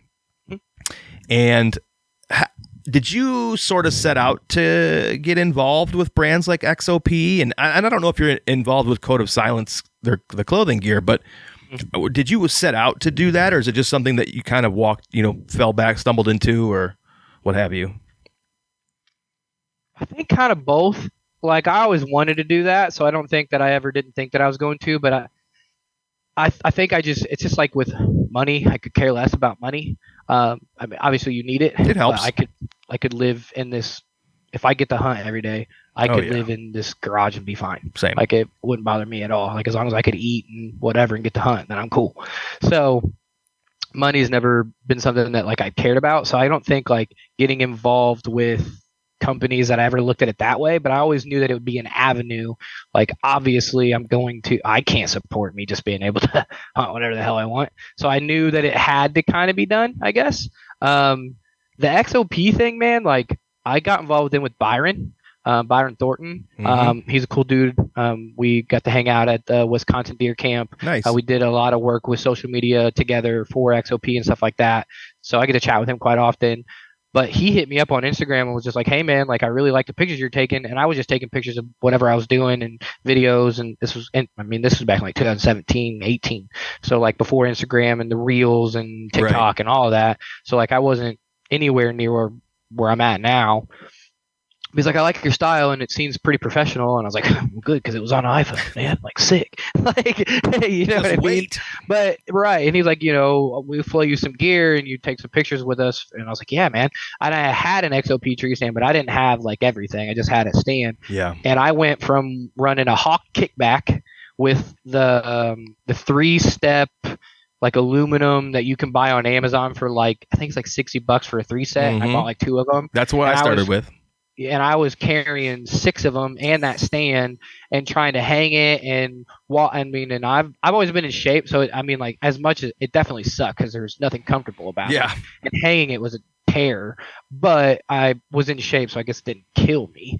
But as soon as I put that stand on, I was like, "Oh no, shit! Like this just changed the game for me. Like now I'm not even thinking about it. Like I'll put 30 on with the camera gear and not care. Yeah. Like because I'm so used to walking 70, 65 pounds or whatever. Mm-hmm. And so I just understood like, and to this day, like, I mean, I'm sure there's probably other companies that I would have equal, or whatever, Yeah. maybe better. I don't know. But these stands changed the game for me. Yeah. And I believe in them. Like it was always a thing. And then when I met Brock, and some of the guys on XOP, like we just kind of clicked as like boys and had a good time together. The engineer I'm buddies with, we game all the time together. Nice. So it's just kind of natural that it was just like, well, then they just started pushing more work to me and contracts and whatever. And then that all kind of came full circle. I met the guys from Code of Silence. I've done some work for them. I don't really get flowed any gear or anything. I pick some of their stuff up, and they'll send me stuff every once in a while. But yeah. So like it was never something that like I set out to like kind of do. But I understood that it was like important if that's what like the companies who would pay you to go hunting. Well, companies that benefit from you taking videos of their equipment hunting. So it just kind of was one and the same for me. And now I've kind of built a pretty good like system that works for me throughout the year to where like I can farm. Like we pretty much I start farming like January, February, we start selling our grain. So I'm in a semi and then we'll do planting. And then after planting, I'm pretty much done. Like I'll work a few here and there during the summer. But it's going and mowing. Yeah. Like that's pretty much all we'll be really doing, and Right. some bare maintenance for the tractors that I'm usually not really there for because it's not a big farm, but it's not a small farm, Mm-hmm. and so he's not going to pay me to come out there and help him wrench when he ain't got nothing to do. Right. So he's going to go out there and wrench. You know what I mean? So and then harvest comes around, and I usually lose a little bit of October, which is fine with me. I suck hunting. My biggest goal is to shoot like a good buck on purpose. In October, I've yet to accomplish. I've been in the game, but yet to accomplish it. So I don't mind giving up October or a little bit of it for because I really like late season. Yeah. And then I farm, harvest, and then in the summer I do podcast, media work. I'm trying to get into like doing like some more drone stuff. Okay. For like insurance companies and like claims and fire departments and trying to see where that'll take me. And then I'll make enough money in those areas where I pretty much can just hunt. I love it. And so the sponsors help a little bit, but it's not a huge part of the money machine or whatever. But I think it's really cool that you believed in a company, and then your positive attitude, your consistency, your dedication to your craft brought you two together. There's something to be said about your mental game and how your thoughts go out into the universe. And I've talked about this at length with other people. Like when you are thinking about something that you really, really want to do or really want, you're making these little micro decisions all the time that sort of guide you in that direction, whether you realize it or not. And I think, like you said, everything that you were doing put you two together. And by being a good person, you hit it off with other good people. And then, of course, it's a match made in heaven. It's a product you believe in. Why? I think there's a lot of people who buy into a company because they're the first ones to knock on the door instead of being something that they actually believe in. And I think it's fantastic that you believe in those companies. And, you know, when you talk about them, you're speaking about them from the heart, because they're tried and true, man. You love them, you use them. I think that's awesome. They could drop me, like, especially XOP, like, and like even now, like, me being a dad and stuff like that, like, and to be honest, dude, like, especially with the hunting stuff, I as much as I love the industry and love it all, there's just not a lot of, it's a small niche. There's not a lot of money to be made, and the guys that do make the money, I don't want to say sell their souls, because that just sounds stupid, and I don't mean it as with disrespect in any manner. I just think of like the Bomars and stuff like that. Like, I mean, you know what I mean? They're super willing to put everything about their life on social media, and that's not that it is selling your soul, because it isn't. I'm not willing to do that. Right. Like, I have a hard time posting my kids on social media because I don't want their face out there. Maybe I'm crazy or whatever. Nothing wrong with that. But so, like, it's never, if you see me working with a company, it's because I genuinely fuck with them people or that product enough that, like, because even if like they were dickheads, like, and I really believed in the product, I could probably put up with it, but I really, like, you know, there would be something about that product. But I'm also super minimalist when it comes to hunting. Right. I tell people all the time, I could kill deer in any camo pattern. I can kill deer with any bow, any broadhead, any mineral, any trail camera, not any tree stand. That is my one tool that I had. That to me is my Ferrari. I love that. There's so much that I do on the personal level of making that tree stand mine outside of just working with the company to develop it, that, like, there's, you know, tape where I want tape, and there's this where I want this, and tied this way, and whatever. And I'm super, it's funny because I'm ADHD and unorganized everywhere else. But with this, it's super detailed and everything. And that's a good pack. And again, there's probably a million good packs out there.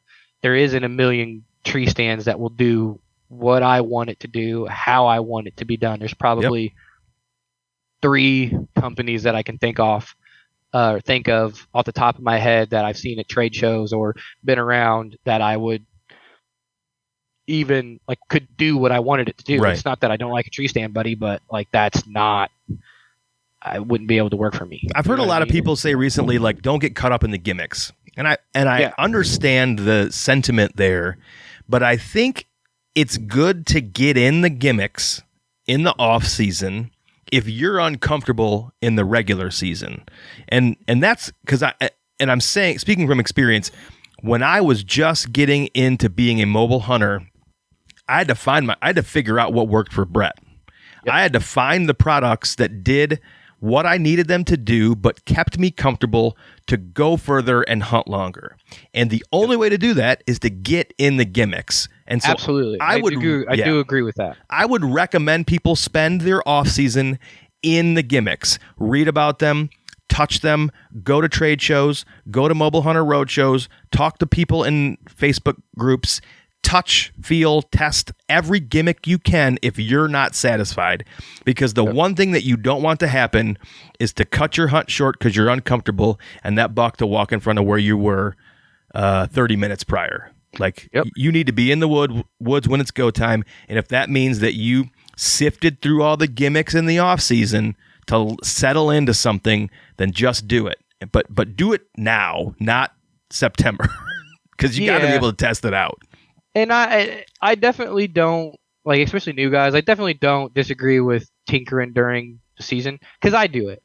But I've also put so many years into this now that, like, most of the tinkering I've kind of done. And if I do tinkering, it's micro adjustments. And then, like, I can tell within however X, 1 or 2 hunts, and I'm like, that's got to go back to where 100%. it was, or whatever it is. Yes. Just because of how I like to set up. And, like, like this year was the first year that I ever really hunted like saddle style. Mm-hmm. I'll never hunt that way. You'll never see me trying to kill a deer out of a saddle unless the only time I can see myself doing it is if I'm 100% sure this buck is doing X, Y, and Z, and the only fucking way I can hide myself is behind a tree. Right. And then you'll see me, saddle hunting. Yep. Outside of that, like what I've learned that I like by myself is the smaller retrograde, which would be like a 0.5 ear lone wolf guy or whatever. So like a 0.5 size stand with the saddle, and I run the saddle as a safety harness. Yep. That's really same with me.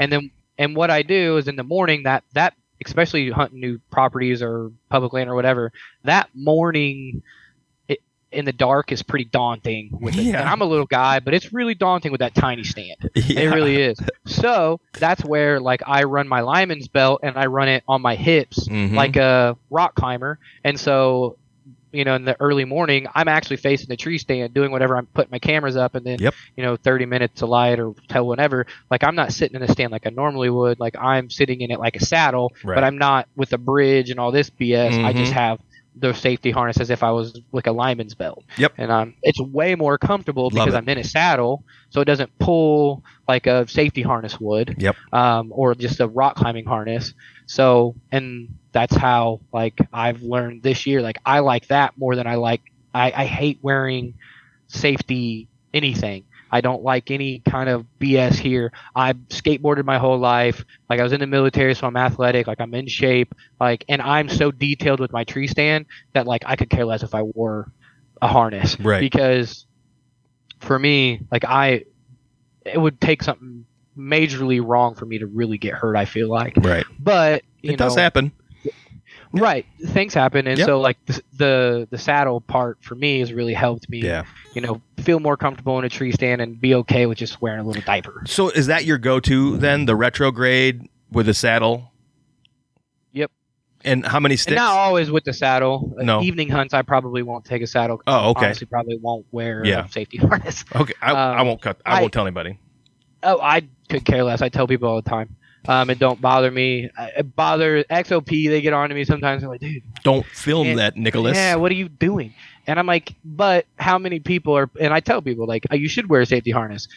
Average guys also are taking their tree stand out, putting it out in the woods, and not touching it, or their safety. You know what I mean? So that makes more sense. I tinker with that thing so often. I tighten it every so many days. I know what bolts are loose. I know what bolts I put on it. I know what bolts go on it. I know where the bolts came from. I know who manufactured them. Like I know who made the stand. So it's like I just have so much more of a comfortability with that thing. And I'm not a huge advocate of hunting super high. Yeah. Well, like that was my next question: is how many sticks are you taking with you? 2 to 3. 2 to 3. And do you have like a? Go ahead. If I hunt with more than like myself, I'll try to take 4. Okay. Some like Brandon's way taller than me. Okay. Tyler would be another example. He's way taller than me. I could get away with 8'2".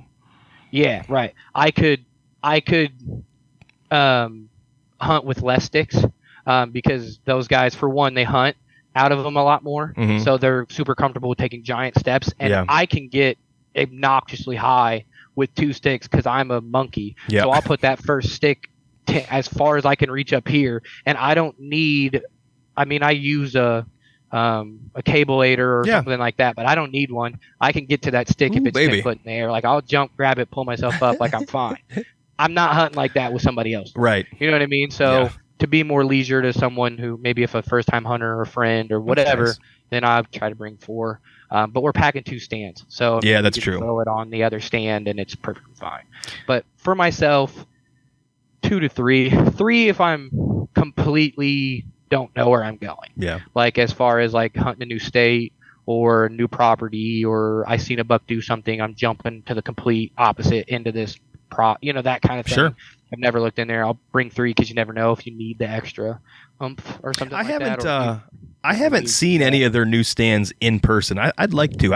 I want to see if I've got anybody near me that's got any. I'd like to put my hands on a couple. We've got an XOP Vanish that I bought a few years ago that I let my brother use now. Yeah. But I'd like to see some of their new stuff. I'm very curious.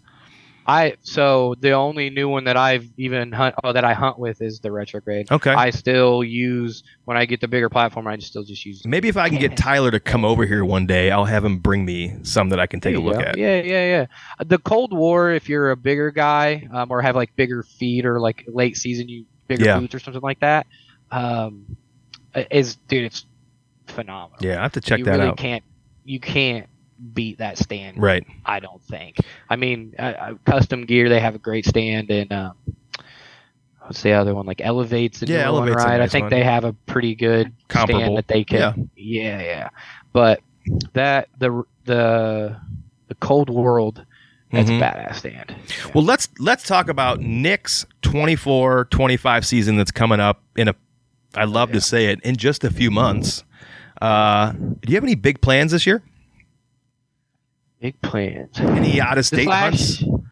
I might end up going back to Colorado with my buddy Dan. Nice. We got a video that should be coming out. I'm kind of sneaking this around, but I like to do something that I've learned in the hunting industry is we got a lot from last year that we filmed that no one's seen. Okay. Even with like XOP. Awesome. So like the XOP hunt that we did that I was in Wisconsin. Yeah. I have a full length video for that, but we're gonna drop it before season, okay. In that September area where people are excited about it again. Yeah. Usually, it kind of lulls down right now and guys are going back to work or could care less about deer or they're into turkey or whatever else. I don't know about that, but I've heard about it. Oh yeah, me neither. But that's like as far as money being spent in the industry, that's or true. Views. If you look at it as like that kind of thing. Yeah. Like you have a pretty lull here with deer stuff, and us addicts will consume it or whatever, but most guys or whatever aren't turning on. It's the same reason whitetail addictions. I mean, it's all filmed, it's all edited by this point. Exactly. They just don't come out till September because that's when guys are getting excited for it and ramps you up for the season. I like that idea because it does. Yeah, it makes sense. Oh yeah, like as much as you're like, oh yeah, I'm excited to see what so and so did. I get more jacked when it's right before season and you're like, oh, I gotta go shoot my bow. That's right. I gotta go scout or whatever. So Colorado's on the list of hopefuls. Possibly. And then, okay. Indiana's only 2 hours away, and I hunted at this year, and I figured out a pretty good property. Nice. So I'd like to go back and kind of add on to what I learned last year. That's cool. Because I wasn't successful, but got close. Yeah. And then Wisconsin, hunting with the boys for XOP deer camp. I had a blast and learned a bunch about hunting up there. So those two states are actually pretty close to me. Yeah. I mean, it's like a 2 hour, 3 hour drive to where we kind of were in Wisconsin, and like I said, 2 hour drive there. So really, I can kind of bounce to those pretty easily. So I'd like to go there. I don't know if I'll get to do both or even one, but I mean, and they're relatively cheap. And then, I mean, I'm gonna do. I haven't. Let's see. 2022. Yes. I was on to a booner and on public, and him or a deer the same size is still alive. Oh, baby. I didn't get a visual on him this year, but when I say the sign is ginormous, it's bigger than anything I've ever seen. And I've got two guys that have seen this buck there, one last year, and he ended up hunting my spot and didn't know it. We were Snapchatting or texting, or I don't have Snapchat, so it would have been texting. And he was talking about how he just seen this giant deer and he was freaking out. He's coming back tomorrow. He had it at 40 yards, blah, blah, blah, blah. And we got out of the woods, and here comes his truck, like right by me. And I call him, like, hey, dude, where were you at, sir? Because I didn't hunt that spot. Yeah. But I was hunting with my buddy Brandon, and we were on the other end of the property chasing a different deer. And so I was like, I seen him drive by me, like, where are you at? And he's like, I was just leaving the woods. I'm like, the woods where, motherfucker? Like, he's like, well, I'm not going to tell you that. And I'm like, so if I tell you where you were hunting, like, will you tell me? And he's like, yeah. And I called him right out. And he's like, oh shit. And I'm like, yeah, I've been hunting that deer all season. Like, and he was like, oh dude, you want me to walk away? I'm like, no, if you kill him, call me. Yeah, let me know, I just man. want to see him. Oh. Like, so he hunted it pretty hard last year, and the deer never died. And then a few weeks after that, my buddy sends me film of that deer standing in the middle of a field. Oh, just baby. standing out in the middle of the field, dude. And so me and Brandon fly down the road because we were hunting completely on the other side of the map here.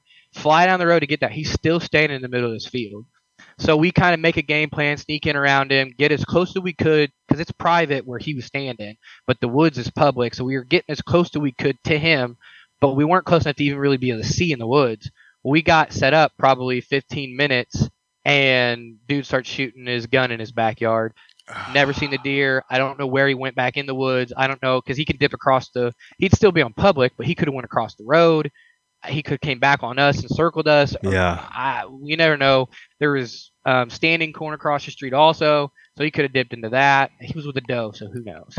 And then I hunted him pretty hard and never got. That was 2022. Man. And then last year I didn't really hunt around here at all. I was more focused on filming with other people. And then a couple of my buddies were wanting to get into public, and one of my buddies was having a hard time getting on a buck on his private. He shot a few, but they ran to a neighbor he couldn't get, and he was getting frustrated. So I was trying to just get him on a buck, and I was like, well, I'm going to ruin you because if I'm going hunting, then we're hunting my deer, and if you just shoot 180 each deer, then it sucks for you because it's your first deer. I'm going to ruin you. But, so we were chasing in that same area of him, and from what I know, my buddy lives a mile from that place, and he hasn't heard of anybody, knows everybody out there. So love it.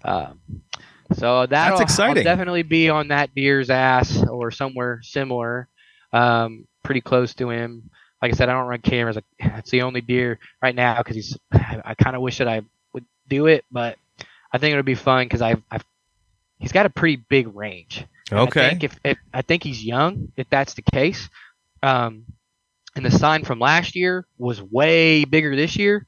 So if he was 170, 80 inch deer last year, and my buddy that was telling me this has shot 170 inch deer, so it's not like he'd see it and think it wasn't because he's got him on his wall. Right. So, I don't know. I'd really like to get my hands on that deer. Hell yeah. And then I'll hunt my private the same way that I always do, and there's always big deer down there. So Sweet. that'll be just a kind of surprise. But what I've liked to do this last couple of years, man, is hunt just super organic. Yeah. And that's just what I chase a deer for a few weeks and I move on. I go in with zero expectation, zero knowledge. Like I know the areas. I've pretty much walked any public within 2 hours around me. I've put boots on the ground or been on it somewhere. Okay. So, but a lot of what I'm going to be doing is jumping in and scouting, bumping deer, finding them, and then once I get on a buck that I'm wanting to shoot, I'll hunt him until I feel like I've either messed it up or the wind kicks me out, and I'll go to a different piece of property that I know big bucks are at and kind of repeat that cycle. Because now I got enough knowledge of where big deer are at. Yeah. Or where they, you know what I mean? Like, sure, big of deer course. usually are where big deer are at, every couple of years or, whatever. So I've kind of honed in where like now I can kind of go into these spots, speed scout them, know what's happening, and then, decide whether it's worth hunting or not worth hunting. Right. And a lot of that is tracks. Like I'll be dead honest. I like big rubs and big stuff like that. And it's good to know, well, you know what I mean? Kind of he's here or he's moved here. Or, a big rub is a big rub. You can't deny that. But when I go in to scout these spots, if I have a big rub and it's been wet within the last week or so or whatever, and I don't see big tracks, I'm kind of out. And if it's not wet, I'm going to find somewhere close that's wet to see if I can find big tracks. And that's something I want to start doing too, is paying attention to tracks. I historically haven't, like, I'll see a big track and I'll acknowledge it, but I'm not necessarily doing that where it matters. And I want to start doing that this year for sure. And I got big plans to do a bunch of scouting this year too, but tracks this year and some wind mapping, some additional wind mapping. Like I'll pay attention. I'll note the winds and the thermals coming up out of some big steep draws where I've been going, but like wind mapping my access, I want to start doing that and paying attention to tracks. Those are my goals this year. Yeah. I feel like there's always something to learn with wind. Oh yeah. And it's never always the same either. No. And that's one thing, like, so go back to like the younger years, I was saying, like really trying to figure this stuff out and why I've kind of, so like for example, I really don't consume very much outdoor content anymore. Mhm. Like some of some of the buddies that like I talk to that are on the XOP, some of the bigger names, like a lot of the Lone Wolf Custom guys I watch, like Addictions, because I mean those guys are they're killers. Yeah. And they're entertaining. Some of my I just like listening to Heath Cisco talk. Like he's just guy could read me a story to go to bed, man. He's got such a nice voice, and he's just a good guy. And he knows his shit. Such a killer. So I kind of pay attention to who I pay attention to, kind of deal, and I'll hold on to what they say or kind of deal. But one thing I gotta always say, and this goes out to people listening to this podcast, and that are maybe in those addictive years where you're really trying to whatever.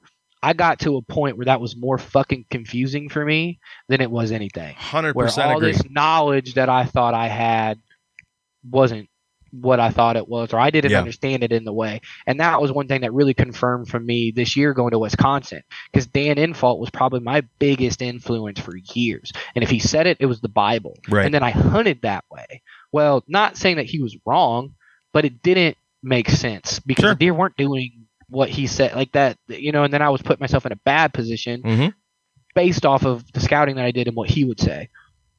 Well, there's a lot of his knowledge that I still use to this day. A lot of the way that he thinks, the setups being, the perfect access, all that kind of stuff. Yeah. Obviously, like your big fundamentals. I can't talk. That's all right. Fundamentals is there. But I quit listening to so much information where it was information overload, and I was questioning. Now it's kind of. I got the woodsmanship. I always I want to be better all the time. Don't get me wrong. And like I'll say, like the person that I probably listen to the most and would probably like shut my kid up to listen to is Aaron Warbritt. I feel like that dude is some of the things that he says, and when I watch the way that he hunts and how he thinks about things, and I just feel like that dude is so knowledgeable. He's very in tune with everything. Yep. Yes, that's an outdoorsman. That's a good old boy right there. Yep. He reminds me of Waddy. Is what like. Yeah, I agree with that. Kind of, just you want to be buddies with him. Yes. He could read me a story too. Yeah. Everything he says, like is the same kind of way. Like I really pay attention to, but. When I get into a situation and that shit don't make sense, it's not because he's wrong or that I'm wrong by thinking, guessing what he's saying. It's the situation is different. Yeah. The deer is doing something different. So don't get caught up in if I hunt a certain way or I do something or I see something and I point it out, like that can apply for you. Sure. But I feel like deer hunting is a lot of fundamentals, and then it's just kind of finding the intricacies that are situation based. Yep. You know what I mean? And then applying it to your scenario, because not every scenario, like my scenario, like you and I could both be hunting in Illinois an hour from each other, and the scenarios are similar yet totally different. Way different, right? And people need to be able to accept that and not hang their hat on it. I don't even think that they need to accept it. I think when you start so this is one thing that like Andre DeQuisto, Cody DeQuisto the same way. I know I brought them up a lot. Obviously, I think, highly of them as far as deer hunting goes. The one thing that like people have always called them like cocky, arrogant. And I tell people all the time, if you're a professional, a soccer player, football player, whatever it is, Tom Brady, what quarterback can go tell Tom Brady how to throw that ball better? That's exactly right. There isn't one, because he's done it and he knows. It's not like he's guessing. And so it's the same thing with like, that's why the Quistos, they don't get in the gimmicks because not that you can't and that it's harmful for you or anything like that, but that you can't tell Andre something he's seen happen the opposite way 100 times. Like you're calling the man an idiot at that point. To him, it's almost offensive. Yeah. If I was a mechanic and you weren't a mechanic and you were trying to tell me to do my job, I probably wouldn't listen to you, and I'd probably sound like a cocky asshole too. I think that happens every day. Yeah. Linda. Right. Yeah. Yeah. Sit down, bud. You know what I mean? Yeah. So that's where so for me, and that's where I really want that. I don't want to sit in a spot because Dan Infalt said when you find this, he'll do this. Right. I want to sit there because I figured out the sign and watched a deer do something that I'm not trying to be like me about it, but at the same time, like I'll sit there and be content and in the game mentally for 2.5 hours, which my ADHD ass that's crazy. People tell me all the time, I don't know how you sit. You sit in a semi for 6 hours a day. You sit in a deer stand like that long? Like, oh yeah. Like, and it's not what you think, because like I don't hunt for. There's not a lot of all day sits that I could do, but 2-3 hours is pretty rough for me. So, but I can if I know that buck. If I know I'm in the kill spot, or I'm there for a reason to see where the kill spot's going to be. My confidence is through the roof at that point. Yeah, man. But it's because it's So what I'm trying to say is the content. The people out there that are consuming content, consuming podcasts, and are really trying to like learn deer and be better at that craft, like let it take as long. Hunting's forever. If you stay your ass in shape, you can hunt for a long time. Like look at Mike Tyson's about to fight and he's 60 and if you've seen him with his shirt off, dude's in shape. He's a killer. Like, he's not. Yeah. Fuck yeah. So it's like you can do it. Yep. Like quit letting people say, "Oh, I'm old." Like I'm 31 years old and I can run circles around some of these 25, 24-year-olds and I do all the time on public ground. And it's just because like I'm determined to stay in shape and do this for the rest of my life. Hell yeah, man. And so I'm not trying to rush being a killer and being the best out and like I'll get there. Like that's just it's part a long of the process. Game. Yeah. Yeah. Well, and I feel like something Dan Infalt said a long time ago is there's just like there's this structure of a killer, like as far as deer goes. And I think this goes for anything in life, is when you first get into it, you're dumb and you're obsessed and you lose jobs, girlfriends, wives, kids, and everyone's been there.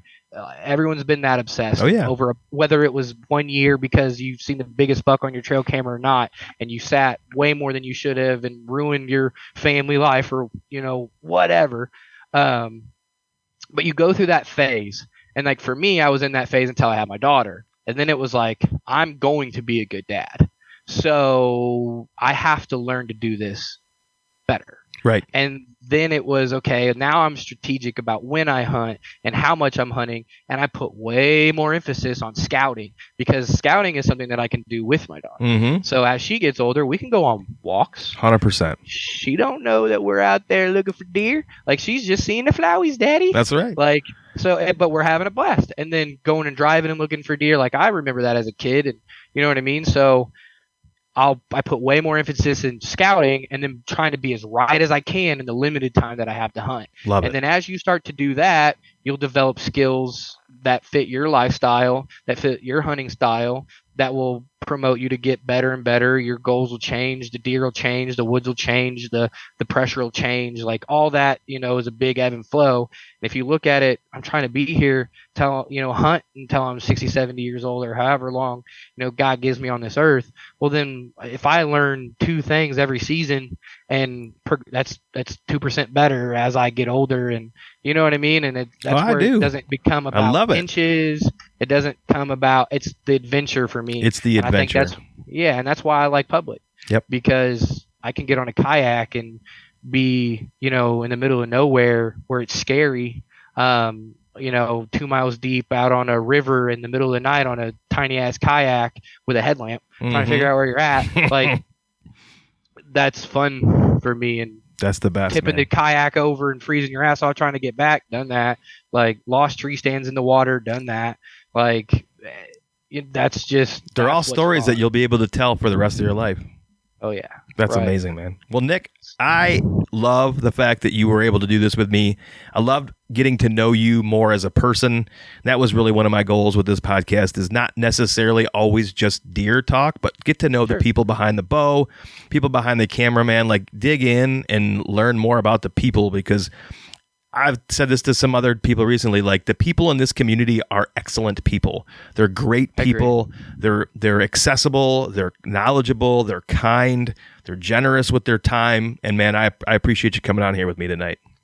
Yeah, man, I'm glad. We should definitely do it again. We can talk more for sure deer related strategies and whatever. I'm and fitness. Man, I mean, we didn't even get into the fitness aspect of it, but we will on the next one. Listen, used to work in Illinois. I don't work in Illinois anymore. So I've always said when I'm in the area, we should try to link up, but you've got an open invitation up in my place here, right? I do now. Yeah. Yeah. We'll sync up. We'll definitely have to link. And dude, I mean, holler at me if you got Illinois tags. And do you hunt private or public here or public? Where do you hunt at? Up north. Okay. So like that's all I'm going to say. That's all I'm going to say on the recording. You're fine. I'm more central, but I'm not. That's what I thought. Far. Yeah. So if you're in Illinois, you're within a few hours. I worked down where I think you're at. A couple of times, but we'll do something for sure. Like I said, if you come up this way, if you go hunt there, I can meet you up there, and I'll come film and just hang out. And hell yeah, man! An extra set of eyes. And awesome. I always tell people, like, as much as I do like hunting, like filming for me is just as fun. I know, like going to Wisconsin and being in the tree with someone and equally scouting, and like, we both got to be experiencing the kill and be a part of it. Like throwing ideas at each other, and that's fun to me because I don't get it very often with guys that are dedicated to hunt as hard as I am. So, well, cool. Well, listen, man, I'm gonna get this as edited tonight and available first thing in the morning for people to download. I really appreciate your time. We'll do this again soon. Thanks everybody for listening and all your downloads. We appreciate you. And if anybody wants to reach out to Uncle Nick, how can they get in touch with you again? Instagram's probably the best place for it's lethal_Nick. I'm on TikTok too, but I'm on there scrolling more than I'm on there trying to post. But right on, man. Instagram for sure. I'm pretty easily accessible there, and cool. A lot of my video content. I try to be super motivational. That's kind of what I want to get out of like my personal stuff on my page. So when you see stuff and I want you to look at it like, damn, like I want to be in the woods. So it does it. It works. Good. All right, man. Because that's what I want. All right. I appreciate it, Nick. We'll catch up soon. Thanks, everybody. Yes, sir. Thank you. I gotta hit the old inhaler. Asthma's a bitch. Yeah, sorry about the hassle, man. Oh, no. It's my fault. I don't know how I did it. I just I'm ADHD, so I probably just skimmed it and was like, 8 o'clock. Yeah, well, I wouldn't even have, had I thought it would even tell you anything other than that, I would have just said, hey, man, whatever time's good for you, like 7 o'clock. I wouldn't even have made a calendar thing. I tried to, set it in my calendar for your time zone. I overthought it, so I'll figure this out one of these days. Hey, that's all right. Overshooting it's better than undershooting it. Well, thanks for joining me, man. And just so you know, I'm recording. I always record everything, just in case there's a juicy little nugget on the front end. So, but also if you drop something horrifically racist on the front end, I can cut it out as well. So don't worry about that. I won't do that. How I'm a 43-year-old adolescent, so I like to do dumb shit. That's me. Are you okay if I ask you weird questions? Bro. So I've noticed this, and the more I've went to hunting camps and stuff like that, I feel like my page seems very serious, and I am a complete dork. Well, I mean, I thought you were more fun-loving and lighthearted. Oh, yeah. I know that what you do is very professional looking and sounding, and everything's fantastic, but I appreciate that. I still feel like you're a fun-loving, lighthearted guy. Oh, yeah, I'm a goober, dude. You're never going to offend me. I'm super laid back, and I like goofy shit, so I think that's fine. I feel like you just challenged me by telling me that I could never offend you. It'd be really hard. Hold on a second. I can hear myself. Oh, you probably have, I don't know. It's probably a setting on your computer. Do you have your speaker? I'm not sure. Sound musician, putting in live performance. But yeah, I'm an audio tech. I should be able to figure this out. You know how to fix this stuff. Yeah, maybe. Oh, here we go. Advance. Aha. Okay. Do I sound the same? You sound the same, yeah. Okay. All right, good. There was I had to put aggressive on. Damn. Well, that's what it said. I don't know. You like using that wireless headset? Dude, I'm a gamer. Oh, okay. And my best friend used to be the Geek Squad manager. So anything tech related, I just call him. Nice. I'm like, hey man, I'm trying to get a headset, to play video games with you. Which one should I get? And he'll just send me a link and I buy it. I already that's awesome. That's cool. So man. it's not bad. I notice like whenever I'm gaming or whatnot, like I have like moving around the house, I'll lose signal every once in a while. Oh, okay. And then the audio. I mean, so I started doing all this stuff through music, right? Yeah. And so the microphone is not like what you have or anything like that. There's a lot of doctoring I have to do on my end if I really want it to come crisp, at least better than what a phone is. Right. So, well, I'm eventually gonna probably get a mic.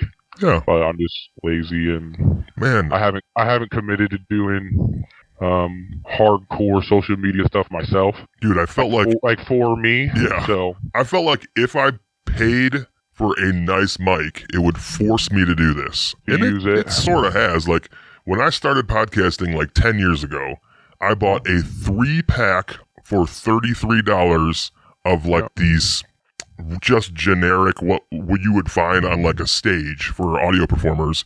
But they were super cheap, but they sounded incredible, and I used them forever.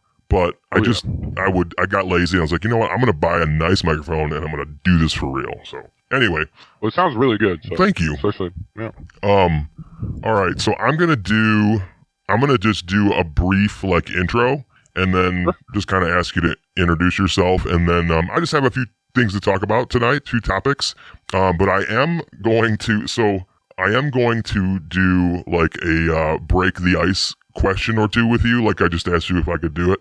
I've had these written down for almost 1 year, and I've never asked them to anybody. So you're the first one. So, but I'll explain where they come from once we start. On the guinea pig is what you're saying. Yeah, in a good way. I feel like you're the first person I can actually do this with. That means you've had some really professional guys on here. Well, I mean, my brother comes on, and he is very non-professional, and he'll tell you that. Me too.